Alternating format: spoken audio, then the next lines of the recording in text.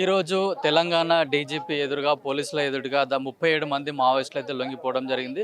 వీళ్ళందరూ ఛత్తీస్గఢ్, తెలంగాణ రాష్ట్రానికి చెందిన వాళ్ళుగా చెప్తున్నారు. దీంట్లో కేవలం అంటే ముగ్గురు మాత్రమే తెలంగాణ వాళ్ళకు చెందిన వాళ్ళు, మిగతా వాళ్ళు కూడా అందరూ కూడా ఛత్తీస్గఢ్కు సంబంధించిన వాళ్ళని కూడా చెప్తున్నారు. వీళ్ళు మావోయిస్టులు లొంగిపోతే కూడా దాదాపు 8 ఆయుధాలను కూడా పోలీసులకు అప్పగించడం జరిగింది. 8 ఆయుధాలతో పాటు 346 తూటాలతో వీళ్ళందరూ కూడా లొంగిపోయారు. ఇక్కడ మనం విజువల్స్ చూసుకోవచ్చు. ఇక్కడ మనం చూసినట్టయితే బుల్లెట్లతో పాటు 8 ఆయుధాలు కూడా ఇక్కడ ఉన్నాయి. ఒక AK-47 అట్లా SLR G3 rifle, 303 rifle 4 G3 3 1 SLRలు 2 AK-47 ఒక పిస్తోల్తో అయితే ఇక్కడ మావోయిస్టులు అయితే లొంగిపోవడం జరిగింది. ఇంట్లో వీరు లొంగిపోయిన సందర్భంలో డీజీపీ మాట్లాడుతూ మిగతా మావోయిస్టులు ఎవరైతే ఉన్నారో వాళ్ళందరినీ కూడా త్వరలోనే లొంగిపోవాలని చెప్పేసి, వీళ్ళందరూ జనజీవన స్రవంతిలో కూడా కలిసిపోవాలని చెప్పేసి కూడా డీజీపీ పిలుపునివ్వడం జరిగింది.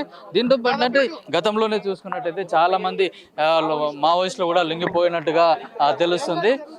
దీంతో అంటే ఆపరేషన్ కాగార్ సమయంలో మార్చి లోపుగానే ఆ మావోయిస్టులందరినీ కూడా ఎవరు లేకుండా చేస్తామని చెప్పేసి కేంద్ర ప్రభుత్వం కూడా అంటే గట్టి పట్టుదలతో ఉంది. దాంట్లో భాగంగానే చాలా మంది కొమ్మిలు చేస్తూ ఛత్తీస్గఢ్, ఒరిస్సా, ఆంధ్రప్రదేశ్, తెలంగాణలతో ఎక్కువగా కొమ్మింగ్లు నిర్వహిస్తూ కూడా అక్కడ పెద్ద ఎత్తున పోలీసులు అయితే కొమ్మింగ్ ఆపరేషన్లు నిర్వహిస్తున్నారు. దాంట్లో భాగంగా చాలా మంది అంటే అగ్రస్థాయి నాయకులు కూడా ఎంతో మంది ఎన్కౌంటర్లలో చనిపోవడం, దాంతో పాటుగా కొందరు లొంగిపోవడంతో కూడా అక్కడ ఉన్న మావోయిస్టులలో కూడా కొంత అలజడైతే నెలకొంది. అందరూ లొంగిపోతున్నారు, మేము కూడా ఇక్కడ ఉండి మాకు కూడా ప్రాణభయం ఉంది. దాంతో పాటుగా కొందరు అగ్రనాయకులు ఎవరైతే ఉన్నారో వాళ్ళందరూ కూడా ఆరోగ్య సమస్యలతో, ఆర్థిక సమస్యలతో కూడా ఇబ్బందులు పడుతున్నారు. దాంట్లో భాగంగానే చాలా మంది కూడా ఇప్పుడు లొంగిపోతున్నారని చెప్తున్నారు. అంతేకాకుండా ఇప్పుడు మారుతున్న పరిస్థితులను బట్టి టెక్నాలజీ పెరగడంతో మావోయిస్టులు ఎక్కడున్నారు, ఏం చేస్తున్నారనే information, pin to pin information కూడా ఇటు పోలీసులతో పాటు అటు కూపింగ్ చేస్తున్నారు. ఆపరేషన్ కాగార్లో ఎవరైతే గ్రేహౌండ్స్ కానీ ఉన్నతాధికారులు, పోలీసులు కూడా ఎక్కువగా నిఘాలు పెట్టడంతో వాళ్ళ మావోయిస్టుల ఉనికిలైతే ఇట్టే పసిగట్టడం, అట్లాగే లొంగిపోయిన మావోయిస్టులు ఎవరైతే ఉన్నారో వాళ్ళందరూ కూడా ఇన్ఫర్మేషన్లు ఇవ్వడం, ఎవరెవరు ఎక్కడున్నారు ఏందనేది ఇవ్వడంతో దాంట్లో భాగంగానే చాలా మంది మావోయిస్టులు కూడా ఇప్పుడు లొంగిపోవడం జరుగుతుంది. వాళ్ళందరూ కూడా అంటే జనజీవన స్రవంతిలో కలిసిపోతే బాగుంటుందని చెప్పేసి కూడా డీజీపీ కూడా చెప్పడం జరిగింది.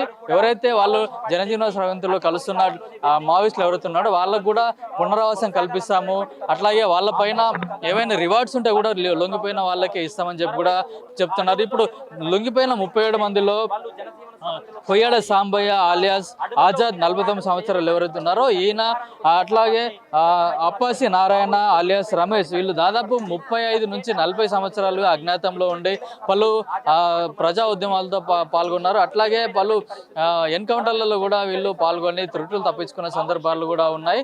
దీంతో ఇప్పుడు కొంత అంటే మావోయిస్టులలో కూడా కొంత విభేదాలు వచ్చాయి, ఆధిపత్య పోరు కూడా జరుగుతుందని చెప్పేసి కూడా ఇప్పుడు చాలా మంది తమ అభిప్రాయాన్ని వ్యక్తం చేశారు. మొన్ననే అంటే హిడ్మా ఎన్కౌంటర్ అయిన సందర్భంలో కూడా తర్వాత నెక్స్ట్ క్యాడర్లు ఎవరున్నారు, నాయకుడు ఎవరున్నారని చూసుకుంటే దేవ్జీ అనే పేరు కూడా వచ్చింది.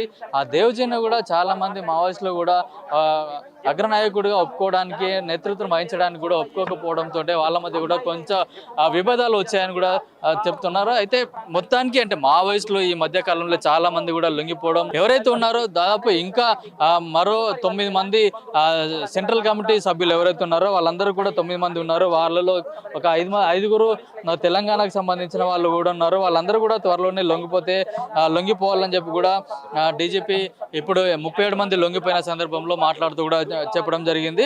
మరో 10 మంది స్టేట్ కమిటీ సభ్యులు కూడా ఉన్నారని చెప్తున్నారు.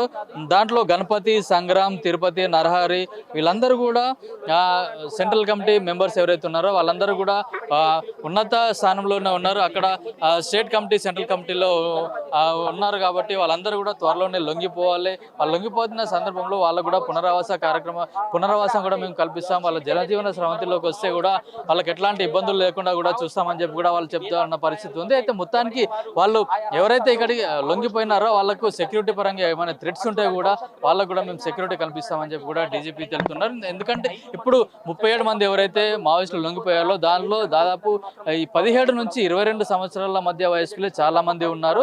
చిన్న చిన్న వయసులోనే మావోయిజం వైపు కూడా వాళ్ళు ఆకర్షితులయ్యారు. గతంలోనే పోలీసులు చెప్పుకుంటే అంత చిన్న వయసు కూడా ఎవరు లేరు, ఇప్పుడు వాళ్ళలో చేరికలు కూడా చాలా తగ్గిపోయాయని చెప్పి కూడా పోలీసులు అభిప్రాయపడిన సందర్భం ఉంది. దాంట్లో ఇప్పుడు ఎవరైతే లొంగిపోయారో వాళ్ళందరూ కూడా ఛత్తీస్గఢ్ రాష్ట్రానికి చెందిన వారు చాలా మంది ఉన్నారు. దాదాపు 25 మంది పైగా ఛత్తీస్గఢ్ రాష్ట్రానికి ఉన్నారు. వాళ్ళందరూ ఎక్కువగా యువకులే ఉన్నారు. అంటే 17 ఏళ్ల అబ్బాయి కూడా ఇప్పుడు మావోయిస్టుల వైపు ఆకర్షితులే నక్సలిజంలో పాల్గొన్నాడంటే గత 2-3 సంవత్సరాల నుంచి కూడా ఆయన ఉన్నాడంటే ఒక 15 ఏళ్ళకే అతను నక్సలైట్ల వైపు వెళ్ళి అక్కడ నక్సలైట్లుగానే ఉంటూ అక్కడ ఉన్న వాళ్ళతో కలిసి జీవనం సాగిస్తున్నాడు. కాబట్టి ఇక్కడ పరిస్థితి ఎంత తీవ్రంగా ఉందో అర్థం చేసుకోవచ్చు. ఇప్పుడు సెంట్రల్ గవర్నమెంట్ అట్లాగే స్టేట్ గవర్నమెంట్ కూడా దీన్ని ఒక ఇనిషియేటివ్గా తీసుకొని ఎక్కడ కూడా దేశంలోనూ రాష్ట్రంలోనూ ఎక్కడ నక్సలిజం లేకుండా ఉండడానికి కూడా ఆపరేషన్ కాగార్తో కొన్ని సంవత్సరాలుగా ఆపరేషన్ అయితే చేస్తుంది. దాంట్లో భాగంగానే అందరూ నక్సలైట్లు కూడా చాలామంది నక్సలైట్లు కూడా చనిపోవడం, ఎన్కౌంటర్లు కావడం, చాలామంది లొంగిపోవడంతో పరిస్థితులు బాగలేవనే ఉద్దేశంతో కూడా చాలామంది మావోయిస్టులు కూడా లొంగిపోవడం జరిగింది. మొన్న చూసుకున్నట్టయితే ఆంధ్రప్రదేశ్లో కూడా మావోయిస్టులు దాదాపు 20 మంది మావోయిస్టులను కూడా పోలీసులు పట్టుకోవడం జరిగింది. అక్కడ అంటే వాళ్ళు అడవుల నుంచి కూడా అర్బన్ ప్రాంతాలకు వచ్చి ఇక్కడ షెల్టర్ తీసుకొని వాళ్ళు ఉండడం, వాళ్ళకు సురక్షిత ప్రాంతాలకు తరలి వెళ్ళాలనే ఉద్దేశంతో వాళ్ళందరూ ఇక్కడికి వచ్చి షెల్టర్ తీసుకున్నారని చెప్పి కూడా ఏపీ పోలీసులు కూడా తెలియజేయడం జరిగింది. మొత్తానికి మావోయిస్టులు అయితే కేంద్ర ప్రభుత్వం కావచ్చు, రాష్ట్ర ప్రభుత్వం కావచ్చు, వాళ్ళు పెట్టుకున్న లక్ష్యానికంటే ముందుగానే మావోయిస్టులందరినీ కూడా లొంగు తీసుకోవడం, లొంగిపోయేలాగా ప్రయత్నాలు చేస్తున్నారు. దాంతోపాటు కూడా కొన్ని ఎన్కౌంటర్లు కూడా చేస్తున్నారు. దీంతో మావోయిస్టులలో కూడా కొంత భయం కూడా కలిగింది. మొత్తం మావోయిజంని మావోయిస్టులు నక్సలైట్లు లేకుండా చేయాలనే ఉద్దేశంతో ఎవరైతే కేంద్ర ప్రభుత్వం ఒక ఇనిషియేటివ్ అయితే తీసుకుందో దాంట్లో భాగంగానే ముందుకెళ్తున్నట్టుగా తెలుస్తుంది. మొత్తం అంటే ఇప్పుడు ఎవరైతే లొంగిపోయారో వాళ్ళందరికీ కూడా పునరావాస కల్పిస్తామని చెప్పి కూడా చెప్తున్నారు. లొంగిపోయిన వాళ్ళకి అంటే వాళ్ళు చదువుకోవాలనుకుంటే కాలేజీలతో మాట్లాడతాము, వాళ్ళు ఏమన్నా ఇంకా బిజినెస్ చేయాలనుకున్నా కూడా వాళ్ళకు ఆర్థికంగా కూడా మేము సహాయం చేస్తామని చెప్పేసి కూడా ఇప్పటికే పోలీసులు కూడా తెలుపుతున్నారు. ఎందుకంటే లొంగిపోయిన వాళ్ళకు కూడా పునరావాసం కల్పించడం ఒక బాధ్యత కాబట్టి వాళ్ళు బయటకు వచ్చి ఎట్లాంటి పనులు చేసుకోలేరు కాబట్టి వాళ్ళందరికీ కూడా పునరావాసం కల్పిస్తామని చెప్తున్నారు. అయితే ఇప్పటికే సాంబయ్య ఎవరైతే ఉన్నాడో ఆయన కూడా 20 లక్షల రూపాయల చెక్ను కూడా ఇప్పుడు డీజీపీ తెలంగాణ డీజీపీ శివధర్ రెడ్డి అందజేయడం జరిగింది. వాళ్ళతో పాటు ఆజాద్తో పాటు రాష్ట్ర కమిటీ సభ్యుడు అప్పాసి నారాయణ అలియాస్ రమేష్, అట్లాగే ముచ్చకి సోడా, వీరి ముగ్గురు కూడా ప్రతి ఒక్కరికి 20 లక్షల చొప్పున నగదు బహుమతిని కూడా ఇవ్వడం జరిగింది.